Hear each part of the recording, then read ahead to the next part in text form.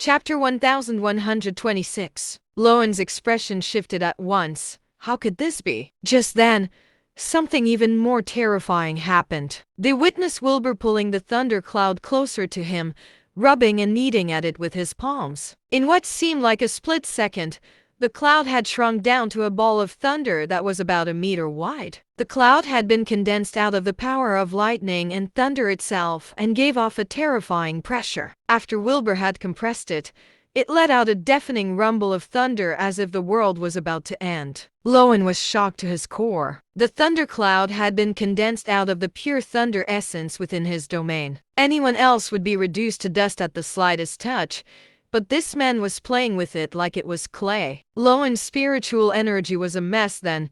He seemed to have lost control over the thunder cloud, and the lightning armor on his body was going out as well along with the rest of his powers. All that was left was that ball of thunder in Wilbur's hands, letting out a haunting aura. Griffin and Demi widened their eyes in disbelief from where they stood, staring at the sight below in a daze. Lowen was at peak sanctuary level and had killed countless elite cultivators with his domain.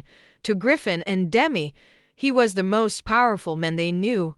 How could this possibly happen? Demi began to tremble. She finally realized that she managed to keep her life because Wilbur did not have the intention to kill her. For him, killing her was as easy as lifting a finger. That protection amulet she had on her was completely useless in the face of his power. Demi was dumbstruck, unable to snap out of her stupor. Sophie could hardly believe her eyes, staring at Wilbur in disbelief. Just then, Wilbur scoffed coldly.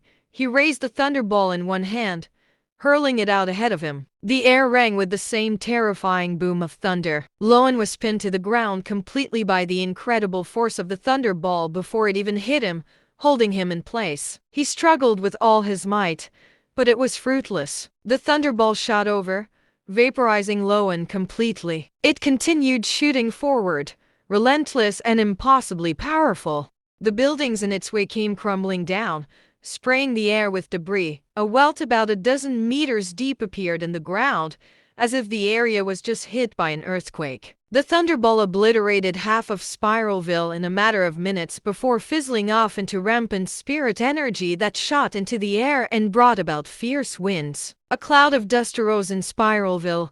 Everyone was scared witless from the sight. All the soldiers' weapons had fallen out of their hands. The bazookas were either demolished completely or tipped over onto the ground. There were also soldiers who had evaporated into nothing from the sheer force of the thunderball. The remaining soldiers were scared out of their wits, completely forgetting that they were here for a battle. Wilbur put his hands behind his back, glancing up coldly at Griffin and Demi. Sophie's eyes were wide as saucers, trembling from head to toe. This man had to be a god, right? Demi had collapsed to the ground in terror, trembling from head to toe. Griffin turned pale and his expression frozen completely. He was in nothing but in disbelief. Wilbur had killed Lowen with just one move. More than that, he had destroyed half of Spiralville and made it look like it was a walk in the park.